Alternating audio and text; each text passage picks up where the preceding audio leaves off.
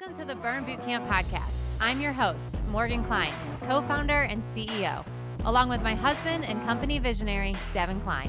And together, with our amazing team, we are going to help you push past your limits, not just physically in our gyms, but right here, mentally, emotionally, and spiritually on the Burn Bootcamp podcast.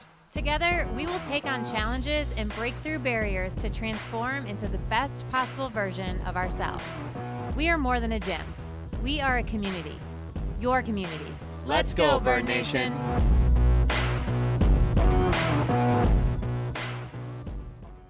All right, Burn Nation, welcome back to the Burn Bootcamp podcast. You have Trisha and I here as always, and we are ready to dive into fitness, nutrition, psychology, all the things that really, it's really the triangle of the effectiveness of transforming your body.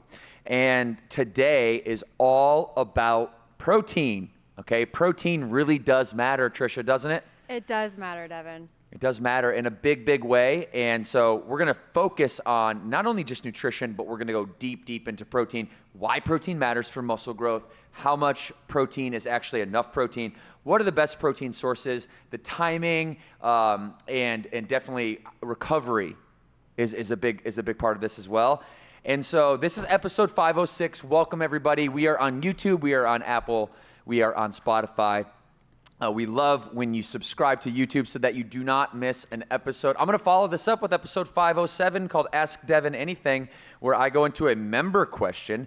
And the member question is going to be, how much protein do you actually really need? I'm going to cover that kind of high level here on this with Trisha. But then I'm going to go deep on episode 507 to answer that question specifically for you so that you have all the answers. And so we're going to start today, Trish, first of all, with just how are your gains going? Like, you know, you're in the gym. For everybody that doesn't know, if you're new to the podcast, all right, I'm the visionary of Burn Bootcamp, and Trisha is our VP of marketing. And we are both campers, hardcore campers. Yes. Yeah. Well, we just finished PR week, and I mean, I'm like all into how my body is feeling. It's really cool, and we'll talk about it with when you put all the pieces together, what can actually happen in the gym and how it can really just fuel you and make you literally more confident because you're doing things you've never done before. You're challenging yourself in ways that you never thought you could challenge yourself. It's just a great feeling, Devin. Yeah, for sure. And we're going to talk about protein and how it really impacts that great feeling. Because here's one thing that I know to be true, people, that you don't know how great or how strong you can feel unless you've gotten the right amount of protein in, all right, and overall the right amount, the right nutrients, yeah. But the kind of marquee nutrient, the gold standard of all macros is protein. And so we're going to really go into that. And I wanted to bring this back to what we do in the gym every day. And so we're first going to answer the question, why does protein matter for muscle growth, okay? So let's just start with what we do in the gym every day. It's this H word. It's a big word. We say strength and conditioning. Really, hypertrophy is the kind of the science behind strength. And that's muscle fibers increasing in size. That's basically what that is. And they actually fuse together. That's what happens when you get the right amount of protein in.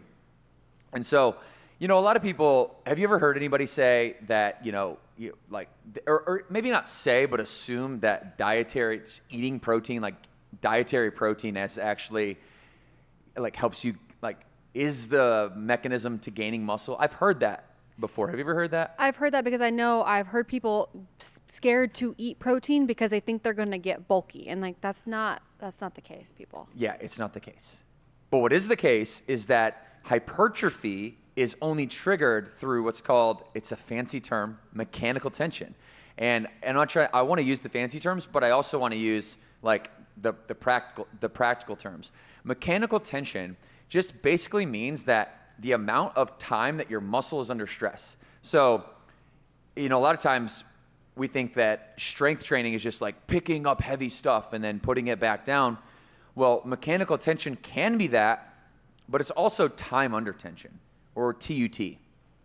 And time under tension is like slower and more controlled. So give me an example, Trisha, of like an exercise that you might do that you feel when it's more like you feel more sore, you feel more of that hypertrophy effect or like when I say hypertrophy effect, I mean like swole. You know, people say like I feel swole or my muscles are all infused with blood. That's the hypertrophy effect.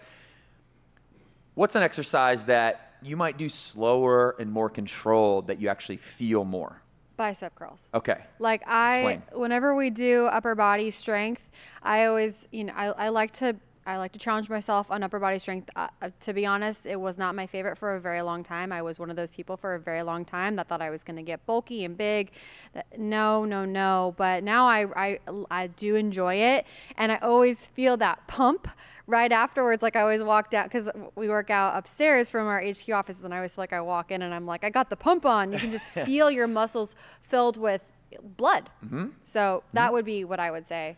Yeah, and so what you're really doing there, what we're doing is it's micro tearing our muscle fiber. This slow, like whether you're the classic perspective of strength training, which is like picking heavy stuff up and putting it down, or you're slower and more controlled, time under tension, maybe resistance bands, maybe isolation holds creates time under tension where you're squatting and holding rather than jump squatting as fast as you can. And oftentimes, we'll put weight on we'll load up and we'll just go slow in a tempo. We'll go 3 seconds down, maybe a 1 second hold at the bottom and a 1 second explode up.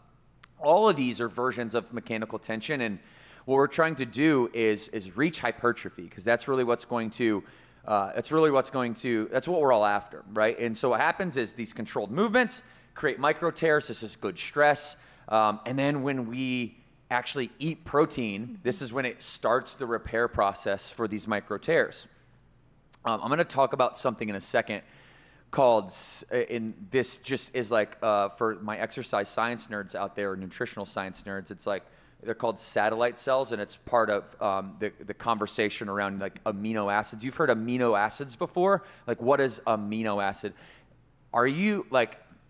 Do you think most people are confused on what amino acids actually are? Yeah, I think because it's its own supplement too that people take, but you don't actually need to take it. Yeah, the branched chain amino acids. Yeah. Yeah, and a lot of times you'll take branched chain amino acids because you have incomplete protein. So a complete protein has all the amino acids. And we're going to talk about that in a little bit when we talk about protein sources. One of the criteria for protein sources amongst the 3 criteria is that it's complete. Okay, but what we want to talk about now is I want to continue down this pathway. So we have hypertrophy that creates this mechanical tension. This is really what happens when you are micro tearing your muscle fibers. You're damaging your muscle cells, right? So you're actually not building muscle in the gym. You're actually damaging and breaking them down in the gym. Now, it sounds bad, or maybe negative, but that's actually really good stress. That's what we're trying to incorporate, is really good stress on the muscle and not on the joint. Okay, then we intake protein. I'm going to use, for now, the number one source of protein from a bioavailability standpoint, which is whey protein. It's fast acting. The amino acids are in your bloodstream within 90 minutes. And there's other whole food options too that we're going to talk about in a little while. But for the example that why protein matters for muscle growth, and as we go through the pathology of protein intake into your digestive system, into amino acids, into shipping it into the muscle cells, into the kind of key amino acid leucine. Leucine is the magic amino acid. That's the one that's going to unlock all the growth inside of the muscle cell. And then how muscle protein synthesis starts, and then how to repair those micro tears, and then muscle growth over time. That's really the what we're going to talk about. Stop me anytime if you have questions, okay? Do not feel afraid to interrupt me on this one, Trisha. And if you guys have questions, comment below, because what we're going to do is try to go through this relatively quickly, because I want to be concise, but not so concise that it's short form. This is why we're here on long form, to actually break things down for you. And so protein intake, whey, okay? A complete amino acid profile will have the star of that show is leucine, like I said. And, depending on your size as a human being, 20 to 40 grams of protein you can really handle. Muscle protein synthesis is only one part of the overall spectrum of what dietary protein is for. And it's the main one. You get 20 or 30 grams, most humans, to activate muscle protein synthesis. And then from there, there's these things called enzymes that are proteins, right? And that's enzymes are the biochemical regulators, making sure everything is functioning well chemically in the body. And then you have hormones like growth hormone. And protein matters for all these things. We'll go into that deeper later. But when you intake the protein, it goes into the digestive system, into your stomach acid. It's broken down into your stomach, and it's broken down by stomach acid and pepsin, I believe, is the enzyme. And you've heard the word peptides. I'm not trying to be nerdy, but I'm trying to say all these injectable peptides that we use, the organic version of those, it's just coming from your protein intake. So if you have high protein intake, you don't need to inject peptides into your body, because the first stop when your protein is getting broken down into amino acids, I'll get there, it stops at peptides. And then skipping over like the nerdy stuff, it goes into the small intestine, and then it's even broken down into smaller molecules.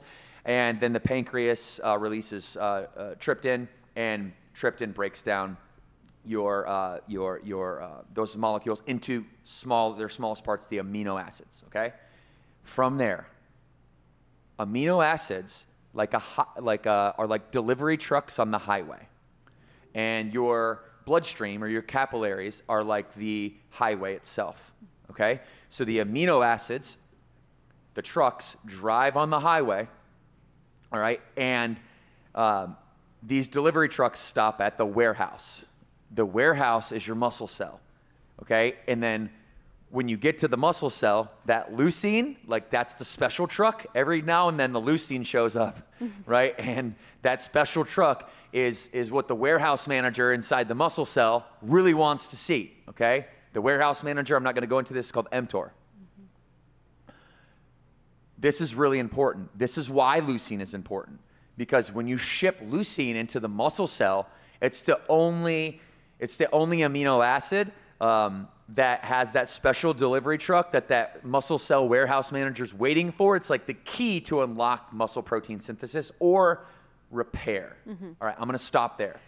I was going to say, so if you're not already like invested in what he's saying, like to break it down, because I feel like we need to get the GIF and put the glasses on him, because he really got all sciencey on us. Just for a minute, yeah. But I think it's good, because that then proves, if you are in the gym right now and you are showing up every day and you're going to the strength training, you're going to our conditioning days, if you're looking for better performance, the best way to do that is to fuel your body right.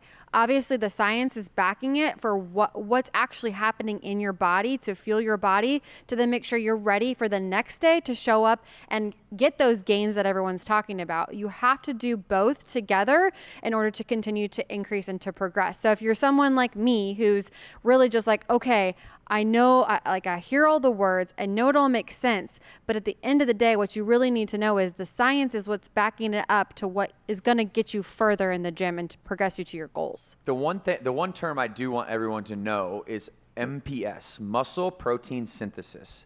And that's really what we're trying to kickstart when we are eating good quality protein sources, which we'll get to in a while, and we'll talk about type and timing. I call it the 4 T's: the type, the timing, the technique, etc. And repairing those micro tears, okay? So you want to think about that leucine protein, right? Which is why it's so important to have complete protein. And there are plant sources that, whether you're an animal person or a plant person, whether it's, philosophical for you or not, like to me, I'm not going to go there. It doesn't really matter, because there are plant sources and there are animal sources of complete protein, and I'm going to tell you guys all of them here in a moment. But what's really important is that we get enough protein in our diet, okay? There's a video we're going to play. Dr. Galpin talks about it in a minute, and I think he has a great just take on, just timing and things, or not timing necessarily, but why it's important to stay high when it comes to type and timing and technique, and why all those things matter way less, and you don't have to get so confused, or it doesn't have to be so complex if you just stay high in protein. So the amino acids go in, and to kind of continue this like silly metaphor, the amino acids go into the muscle cell. It's really unlocked. That mTOR pathway is unlocked by leucine, but the rest of the amino acids flood in and act like construction workers of the warehouse.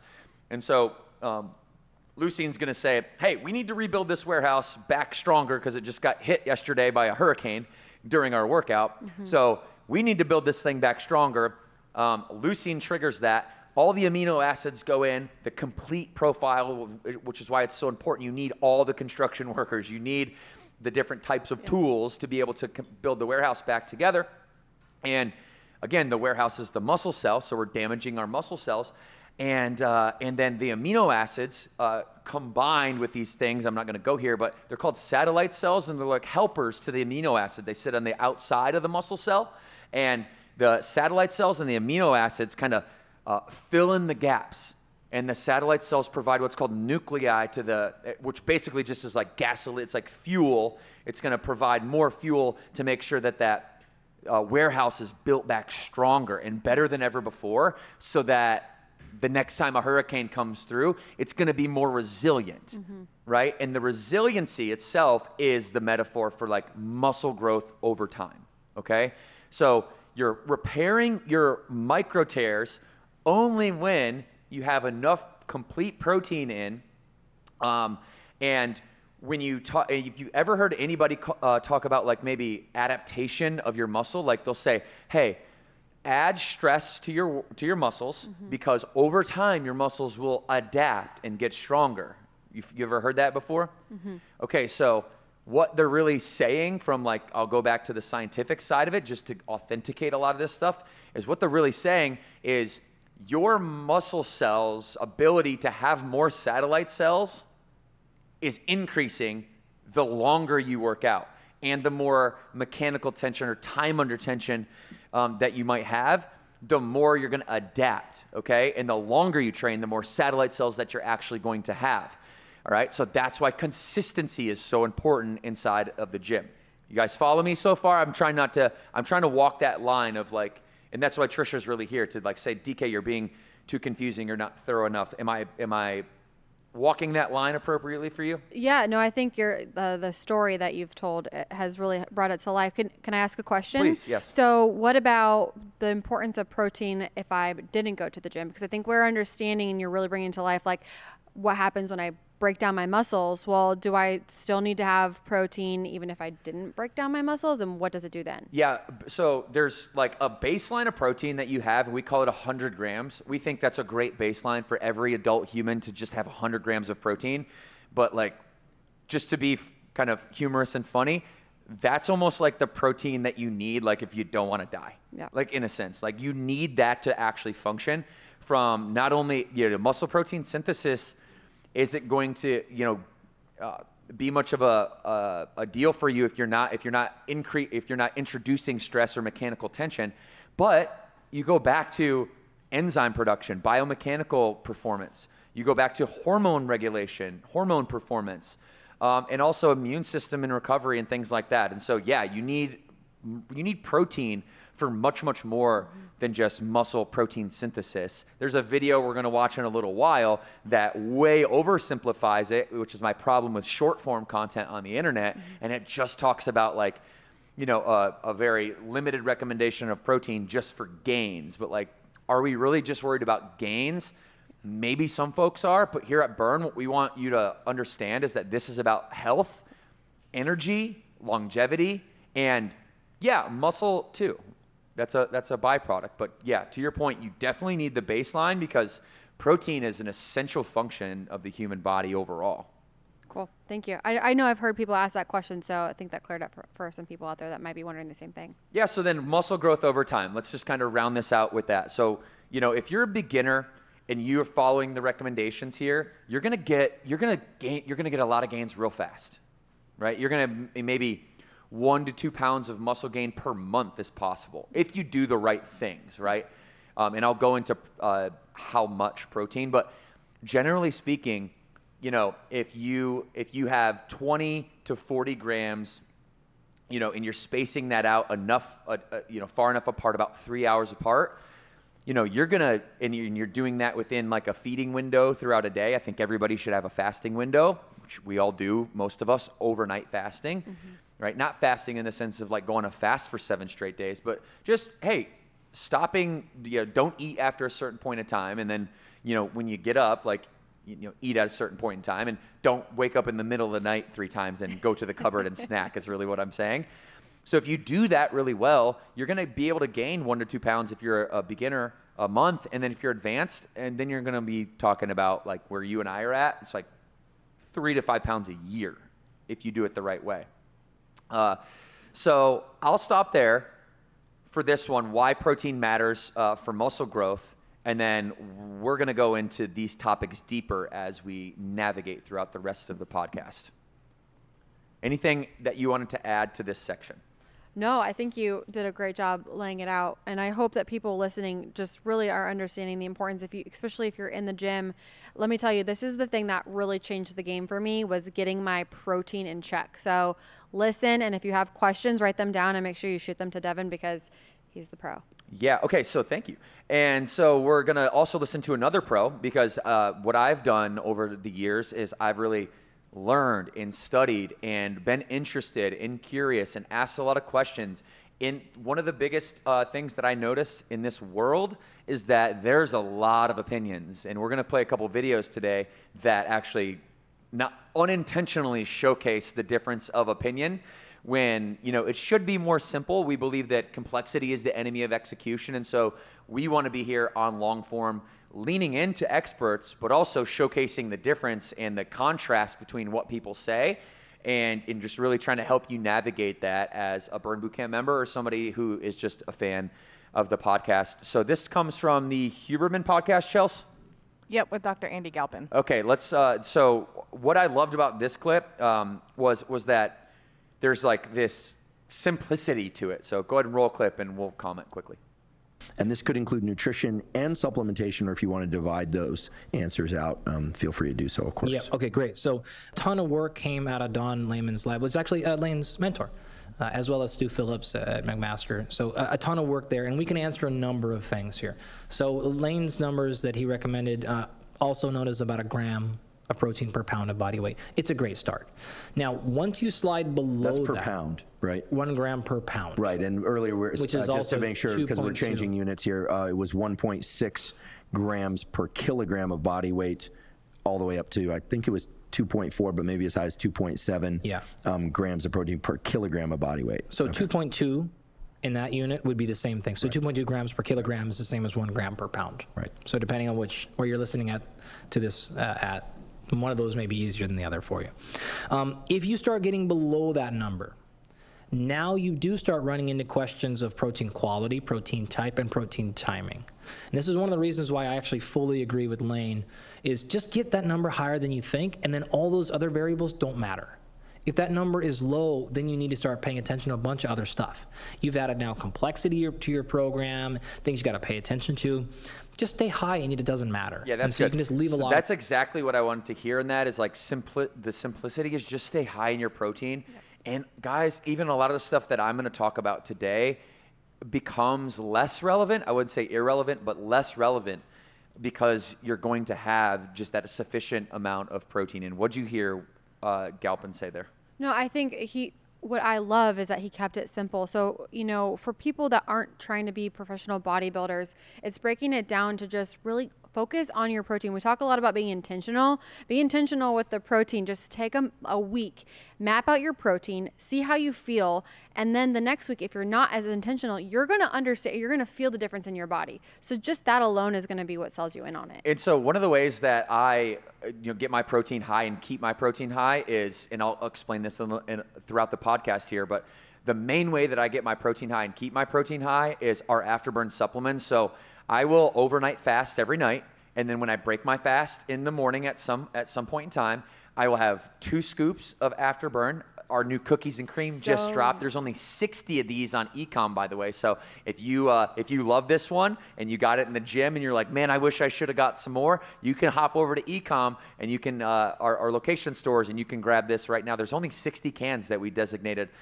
for the internet. So otherwise you have to get it in gym. But I've been obsessed with this flavor. And when this flavor isn't here, I'm a chocolate fan, and I go 2 scoops, which is 46 grams.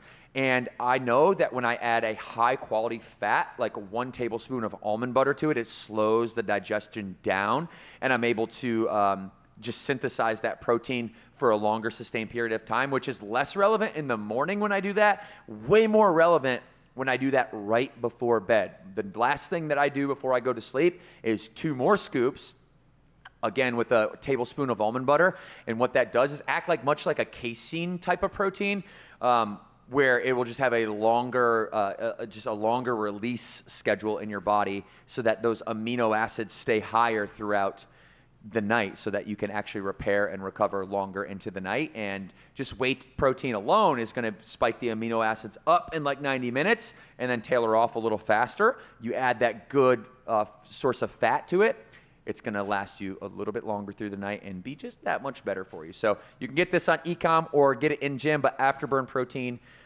comes in not only this seasonal flavor, but chocolate and vanilla as well. And I'm team chocolate, that's for sure. And everybody knows that. Are you team chocolate or vanilla? I like, to be honest, I like them all. I just recently got on a vanilla kick, and I am so into it. I put it in my kids' pancakes. We make pancakes every Sunday. They love them.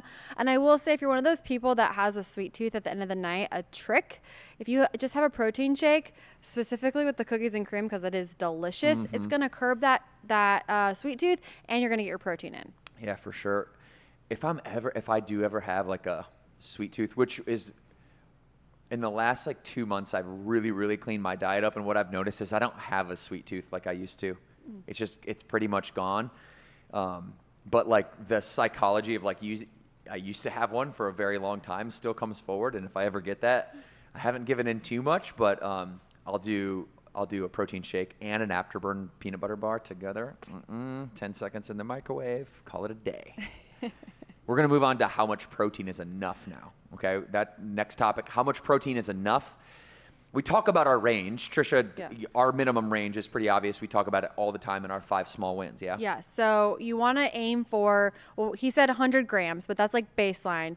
But you want to do at least 1 gram per body pound that you weigh, or your ideal weight. I think that's an important note that you've really driven home in the last couple of podcasts, because, you know, if you are on maybe a weight loss journey and you want to lose some pounds, you want to make sure you're getting your protein based off of your goal weight. So if you weigh, over 250 pounds, we don't want you having 250 pounds of protein. Yeah, ideal body grams, weight. yeah, for sure. Ideal body weight. Yeah. So yeah, minimum 100, and then maximum, you're gonna go, ideally, I want you at 1.0 per ideal pound of body weight, especially if you're that 6-day-a-week, 5-day-a-week athlete.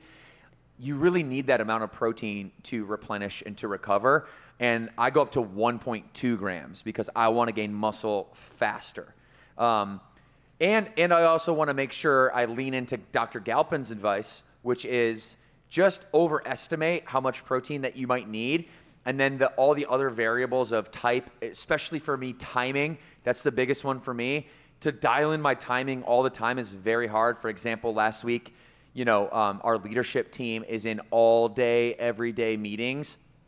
And you can't just like all of a sudden get up and go in the kitchen and spend 20 minutes, getting ideal amount of protein in. Yeah. Or a lot of times right after my noon workout, I won't have that, I have a 1 o'clock meeting. I'm not going to be able to go, scarf down my food. So yeah, the timing thing for me is very hard, which is why I take mine up to 1.2 grams per body pound. I would also say, I think, you might think throughout the day, oh yeah, I'm for sure getting enough protein. I guarantee you're not. You need to make sure that you are actually tracking it. And I'm a creature of habit. I eat like Monday through Friday, like the same thing for breakfast, lunch, and dinner. So I have mine now dialed in. But if you aren't tracking it and you're just assuming that you're getting enough, I really challenge you to write it down, put it into ChatGPT. It was something that Devin taught me. He took a picture of his food and like it spits it out for you. So just do that really easy just to see where you're actually at. And then also then making sure that you're getting the high quality protein that we're going to talk about here in a little bit. Yeah, for all those members that have either heard me or one of our burn trainers say, hey, use Lose It or MyFitnessPal. I'm sorry to Lose It and MyFitnessPal. I have nothing against you guys, but ChatGPT's functionality is way more personalized. I literally have on my phone DK nutritionist, and I asked GPT to be my personalized PhD nutritionist, and it optimizes, and if I have any questions or anything like that, it literally optimizes for my specific goals. And my goals, are contextual to me and nobody else, right? And so it goes beyond just a food log, and it actually will help coach you, and if you ask it the right questions and the right prompts. So, okay, so how much protein is enough? Minimum 100 grams. Safe baseline for adults. You just need this to function as a human being. Maximum 1.2 grams if you're a 6-day-a-week hardcore athlete. 1 gram per ideal body pound is where I want you to strive to get to, okay? Now the next question, how does the body actually use protein? There's more ways than just building muscle or muscle protein synthesis, or what we call MPS. This is the process of repairing those muscle fibers that we broke down under mechanical tension or under hypertrophy strength training in the gym. For MPS, almost every human, I'm not going to say every human, but just a general baseline is you can use in muscle protein synthesis about 20 to 30 grams of protein every 3 hours. Think about it that way. So it does no good for you to get, 200 grams of protein or 100 grams of protein in like one setting. I've made that mistake many times, and what I notice the next day is when I wake up, I'll go into this pathway in a minute, but my protein can actually go through lipogenesis, which is turning your protein into fat. Okay, and that's what we don't want to do, is add extra body fat when we're trying to get the right amount of protein in. So muscle protein synthesis, 20 to 30 grams every 3 hours. I strongly believe that everyone should have an overnight fast, because your body needs time to not eat. We're not meant to eat every 3 hours all day, every day, get up and have a snack in the middle of the night. Like this, a lot of nutrition recommendations stems from the bodybuilding world, and that's, I have nothing, I once was a bodybuilder for a short period of time, but that is not ideal health. Isn't it like The Rock? Isn't that what he does? Like he gets up and like just demolishes like 12 eggs in the middle of the night or something like that? Yeah, and listen, that might be helpful for short-term muscle gain potentially. There's still, the jury's out on that one. But our body needs a break. Our body needs time to recover, and our body needs time to repair those muscle cells. We need time to suppress our insulin. We need time to suppress the hunger hormone ghrelin, and we need to allow that ghrelin to be regulated so that we're not constantly hungry all the time. The Rock is like the 0.0001% discipline, right? When most of us should not be following the Rock's advice. And I believe everyone should not eat for at least an 8-hour period, and the most effective way is to do that in an overnight fast. And think about it this way, like what's the first meal of the day in this beautiful country here in America? What's the first meal of the day called, Trisha? Breakfast? Break the fast. That's why it's called breakfast. So literally, like, fasting is built into our culture. If you go to the doctor to get blood work or have a surgery, they ask you to fast because they want your body to be chemically regulated. They want your hormones to be regulated. They want your insulin to be crazy high. And for whatever other reasons that the doctors, don't want you to, have irregular biochemistry. So, you guys follow me? Yep. Okay. 20 to 40 grams before bed can support what I think the Rock's trying to get at. Okay. And like I said earlier, if you add a good source of fat, not like, chicken wings. I'm not talking about eating chicken wings before you go to bed to have protein and fat. I'm talking about good whey protein or 4 whole eggs. That healthy fat is going to help you really slow down that digestion process. And that whey protein is going to go a lot further. There's a lot of new studies that show whey protein and casein protein aren't so different from one another. After all, we might get into that, Chelsea, in a different podcast. We were almost going to play that video today, but it got really nerdy. I was like, I don't want to be too nerdy. I want to make sure that people really understand what we're talking about. So that's source number one for protein is muscle protein synthesis, okay? We're going to play a video in a moment that's going to talk about all this stuff. Number two is the biomechanical function or the enzyme function. Enzymes are proteins. And then number three, insulin, growth hormone, hormones in general, okay? The effect of protein extends beyond just muscle building, beyond enzyme biochemical function, and really helps with not only hormones, but like immune function.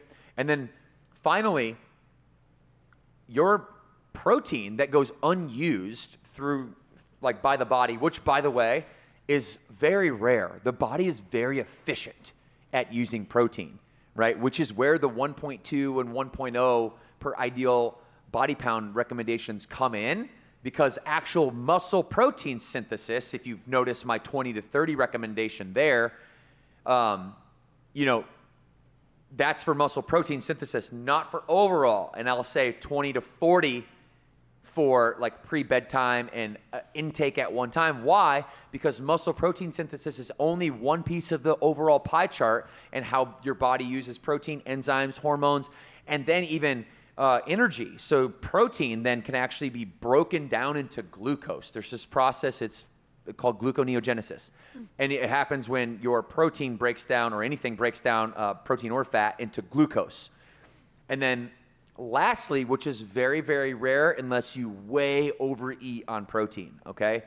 If you way overeat on protein, calories in, calories out, quality calories in, quality calories out is still the mecca of all nutritional advice, okay? And if you have too many calories and the body literally cannot process it, if you ate 10,000 calories worth of chicken breast and almond butter every day, your protein is gonna go through lipogenesis. That protein is gonna turn into fat, okay? So muscle protein synthesis, enzymes, hormones, immune function, then energy, protein to glucose, and then body fat, protein to body fat. That is how the body uses protein, and that's why we need to get enough protein. Well, and I also think, I mean, it goes back to calories, right? So if you want to lose weight, you have to eat in a calorie deficit. We've talked about that before. And if you have too much protein, which means like if you're overeating the 1 pound per ideal body fat, you do the quick math, because there's 4 calories per gram of protein.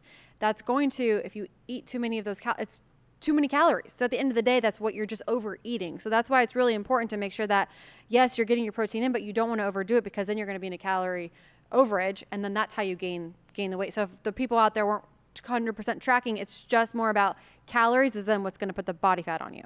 Right, 100%, 100% surplus to deficit. If you want to be lean, if you want to be strong, okay, those two things can happen together. And all the advice that we're giving and all the experiences that we're sharing really is so that you can run fast, but also do pull-ups and chest press your body weight or more, things like that, okay?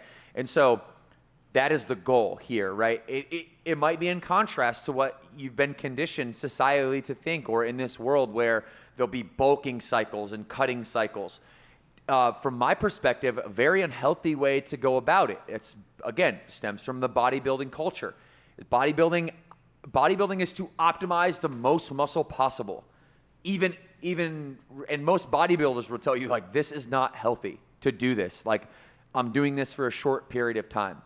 So we want to optimize for being an athlete, which to us is being in that low range of body fat and that high range of strength to body weight ratio, okay?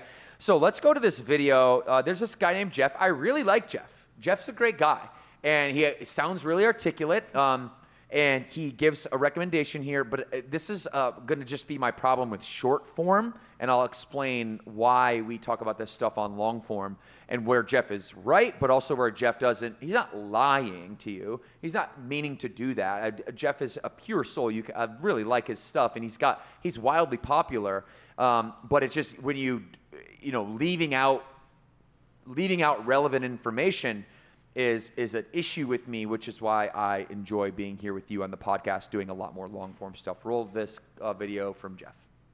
much protein should you eat per day to maximize muscle growth? Well, the latest research, analyzing 49 studies, found that you really only need 0.7 grams of protein per pound of body weight. So if you weigh 175 pounds or 80 kilos, 130 grams of protein per day will max out your gains, and going beyond that has, quote, no further benefit on gains. Now, if you're in a caloric deficit for fat loss, or you want to be extra safe, going as high as 1 gram per pound may provide some extra anabolic insurance, but is probably overkill. And if you're overweight, you should use your goal weight instead of your current weight. How you space your protein out is less important, but eating 3 to 6 high protein meals is better than just 1 or 2 meals per day. Try to eat some protein within a 5-hour window around your workout, and amino acid supplements don't seem to work as long as you're eating enough protein. Protein sources shouldn't really matter as long as you hit your daily total, and you should count protein from all food sources. But since animal proteins are usually higher in leucine than vegan proteins, you might want to add a few extra grams of protein to vegan meals.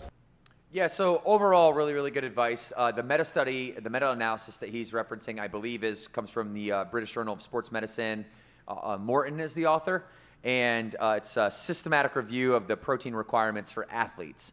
And what I wanted to just zero in on is my point here when I say how much protein is enough protein, and maxing out muscle protein synthesis, or if you call it really quickly, he just said to max out gains. What he really means is to max out muscle protein synthesis, and you're not lying. I mean, that's what the study shows. I've read it. But also, I'm talking about the biochemical health. I'm talking about hormonal health, body composition. You talk about recovery or even satiation. There is this, when Dr. Galpin said, just overage, just eat more than you need to eat because, that will give you like insurance. That's what Jeff is talking about when he says anabolic insurance. And so overall, I think the consumer is largely uneducated, and I don't mean that in a bad way, but there's a reason why there's, hundreds of thousands of views on that video, is because people want the advice. They're hungry for it. And I think overall, it's just incomplete. I'm not going to call it bad or good advice. I would just call it incomplete advice. I'm sure if Jeff and I were talking here in long form, he's going to say the same exact thing. But it just requires so much more focus on all of the dietary choices around protein when, you're talking about vegan protein or enzyme or a little bit more here, a little bit more there, a 5-hour window or this one or that one, complete, incomplete, loose. Just eat enough. Yeah. Just eat enough. Get up to 1.0 per ideal, which Jeff also said, which I agree with thoroughly, ideal body pound, okay? So that it's not so complex. That's the only thing that you need to worry about. If my ideal body weight is 200 pounds, I need 200 grams of protein. What sources you get those from become irrelevant if you're over the maximum amount, 0.7 per pound of ideal body weight for maximum protein synthesis, according to Morton and the systematic review for protein requirements for athletes study. What do you think about that, Trisha? No, I'm glad that you hit on just the simplicity of it, because I think for most people, and I came across a stat today, which I thought I'd have it pulled up, but strength training among women has jumped 558% over the last decade.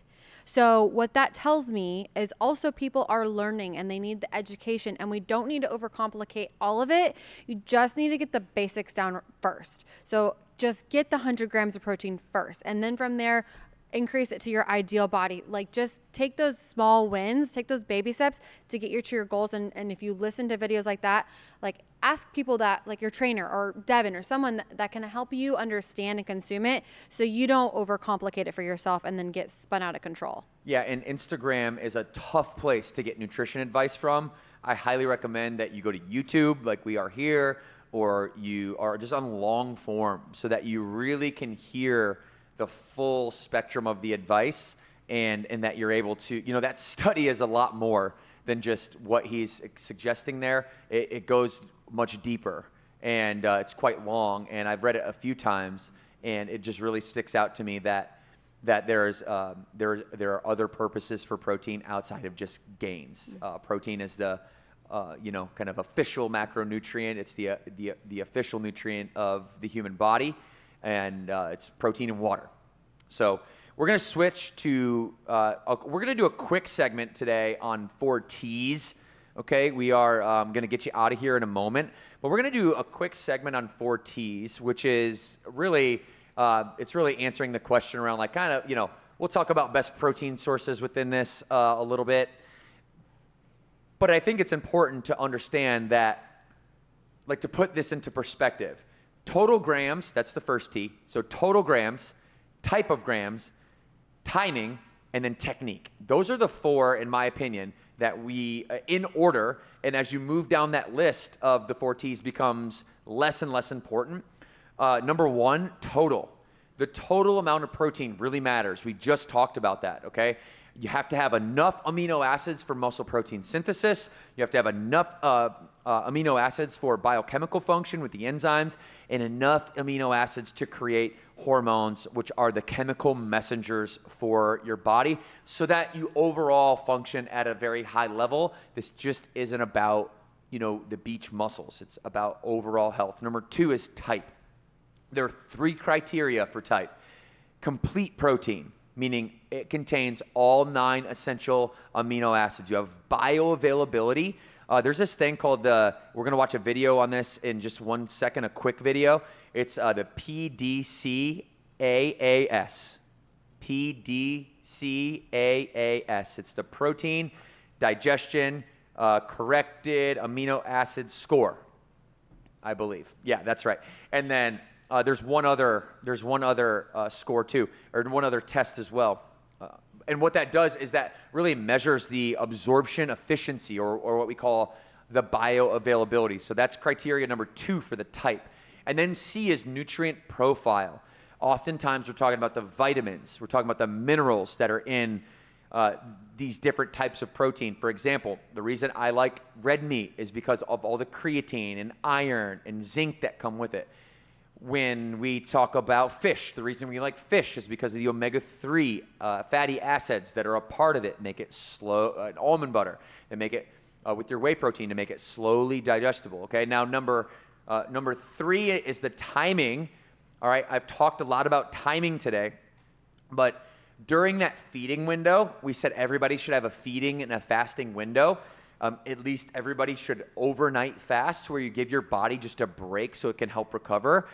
And when you are in your feeding window, it's best from a muscle gain perspective to spread that 20 to 40 grams of protein, depending on how much you weigh. Spread that out every 3 hours. All the science shows is ideal. And then if you really want to get into timing, which, by the way, it's the 3rd most important thing, which means it's not that important. Much more important to get your total protein inside that 24-hour window and don't overeat it. Mm-hmm. But if you do want to take it to that next level, post-training. Really get that post-training meal in there. High carbohydrate post-training, okay, with a glycemic index or a GI under 55 or moderate to low. I'm not worried about,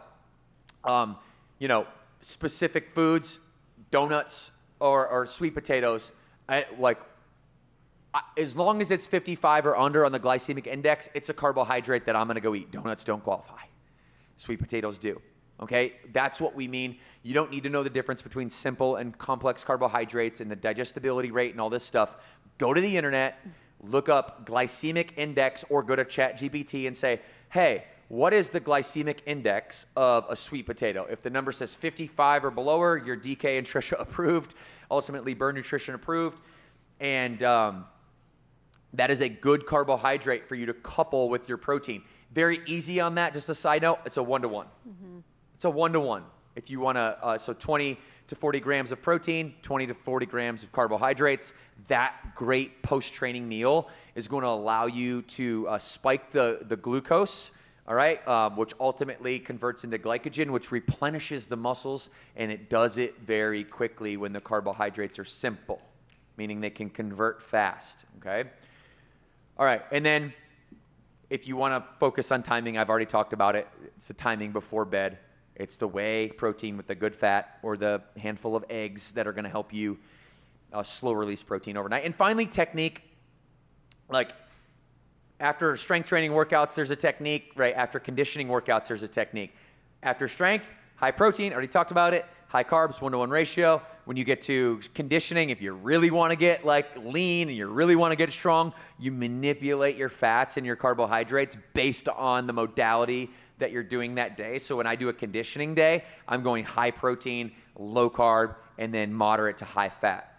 And then the last thing on technique is just sleeping. It has nothing to do with nutrition, but that's when your nutrition really goes to work, and all those amino acids and all this muscle protein synthesis and all that stuff really happens, not in the beta wave state where we're active and thinking throughout the day, or the, kind of when you're just chilling state, which is the alpha state, or the theta state when you're like about to fall asleep, which is like also a really good learning state as a caveat, but the delta state, which is when you're in deep sleep, that 1 to 2 hours a night, like maybe 25% of your sleep cycle, where you are just, you're in it, you're deep. You're not REM or rapid eye movement, you're deep sleep, or we call it slow wave sleep. I know Morgan likes to measure that with the Aura, and the Aura ring does a really good job there. So total, type, timing, technique, 80% of the emphasis should just be on number one, total. Are you getting your ideal body weight in grams, or at least 100 grams of protein a day, every single day?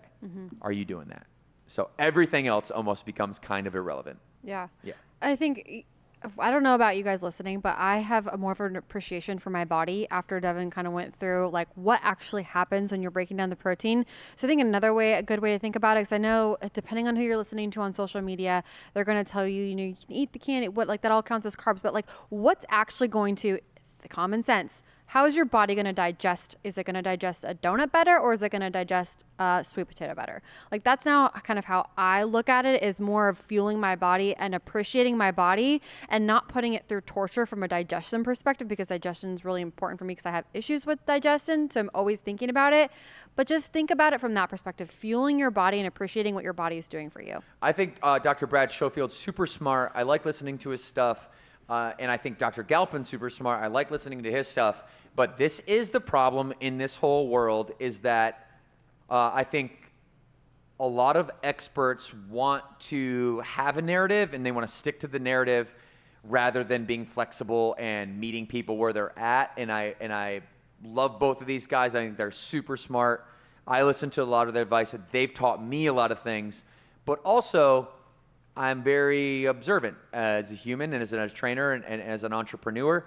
I don't have the doctor in front of my name. I have the NASM certified nutrition coach, but I am a lifelong learner and actual practitioner on my own body, being somebody who constantly sees their muscle mass increasing and constantly sees their body fat going down, and then maintaining that a low body fat percentage while increasing my overall skeletal muscle mass. So there's a contrast when Dr. Galpin says it doesn't, it kind of doesn't matter at all. Like timing doesn't really matter at all outside of carbohydrates post-workout.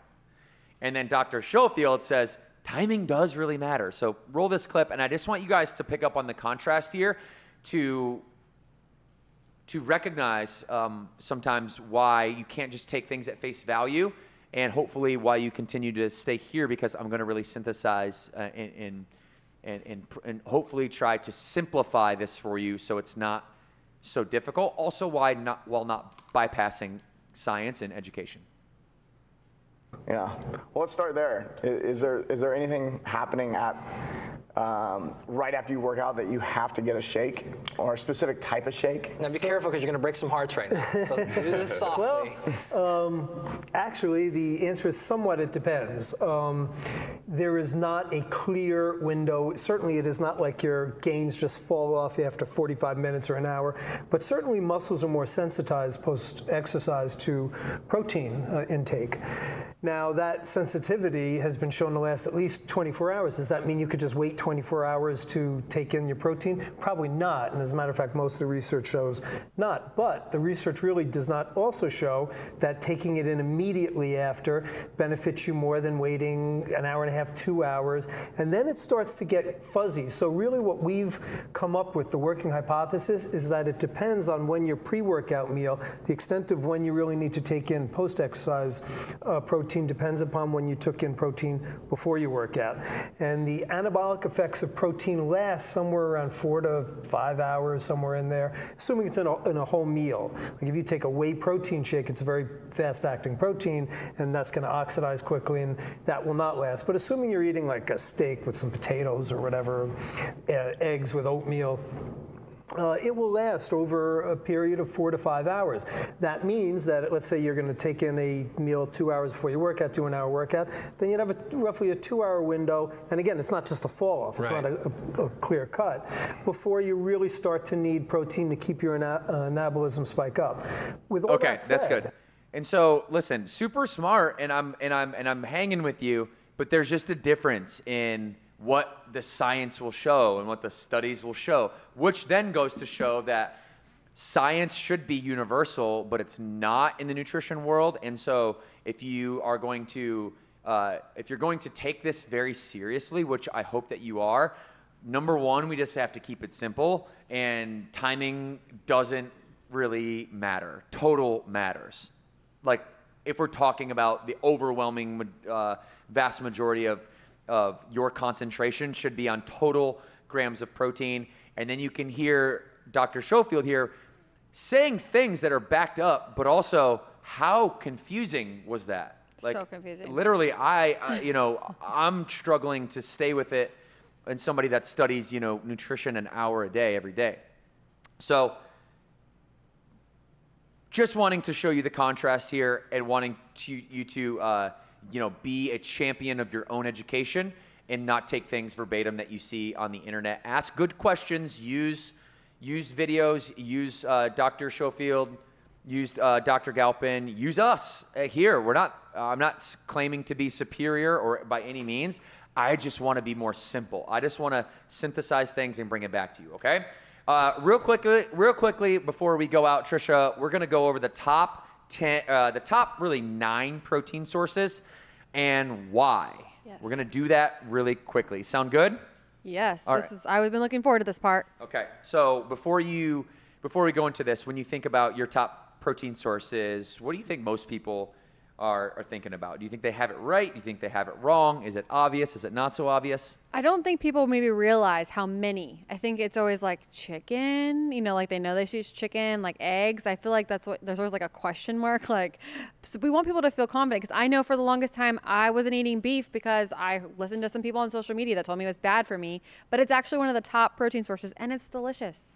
Yeah. So I think let's set the record straight, Devin. Okay, we're going to do that. And we're going to do that we're going to set the record straight on the top 10 nutrition sources based on the following criteria. Number 1, all 9 essential amino acids, or the completeness of the protein. Number 2 is that bioavailability, the PDCAAS, okay, the protein digestibility. What was it again? The protein digestibility corrective amino acid score. I always screw that one up. Okay, the bioavailability of the protein really, really matters. And then the nutrient density. So when we talk about the top protein sources and why, it's those 3 things. All 9 essential amino acids, bioavailability, and nutrient density. Make sense? Say yes. Yes. Okay. And we're gonna go in a top 9 list. And listen, you can mix and match these however your little heart desires. I'm not going to say one is superior to another. I put these in order of how I would use them. Mm-hmm. I didn't put these in order of how you should use them because I don't want to discriminate animal protein versus plant protein. Oftentimes plant protein gets a bad rap because people say that there's not complete essentially all 9 essential amino acids in plant protein, and they kind of blanket that statement, which is true for most but not for all. And there's a handful in here that are really going to make the list. So number 1 and 2 for me are interchangeable. My 2 main sources of protein. Number 1 is whey protein or casein protein. because of the absorption rate and because of the leucine for muscle protein synthesis, going back to segment 1 that we talked about. And if you're a plant person, throw soy in there. Okay, soy protein for non-animal people works for me. Number 2 is eggs. All right, the choline, the fat for brain health really goes a long way. Eggs are a staple of my diet. Number 3, fish. Again, omega-3 for heart health especially. Number 4 and 5 are both for me interchangeable. I like them for different reasons. Poultry, chicken, turkey. You got B vitamins in there that are really high in the red meat category. I'm a big fan, and probably more so of red meat than poultry. But elk, bison, venison, the iron, the zinc, the creatine, and also, I don't know. There's zero scientific backing around this, but when I look at a wimpy chicken that can't fly, and then I look at like a elk that runs through the forest is like the best athlete in the forest. I don't know. If people say you are what you eat all the time, so I don't. You're gonna choose to be the elk. I'm gonna choose to be the best athlete in the forest rather than the wimpy chicken that can't even fly over a chicken wire fence in a farm and gets eaten all the time by the coyotes and stuff. Cottage cheese, it's a source of casein protein. Calcium also really helps bone health. Here for all my plant people, tofu. Okay, you got a few plant-based proteins, like I said, that have complete amino acid profiles. Tofu is one of them. It's a staple in the Japanese diet, especially. Then you have number 8, Greek yogurt. Yes, Greek yogurt is complete. And then number 9, lentils by themselves are not a complete protein. This is why I have 9, not 10.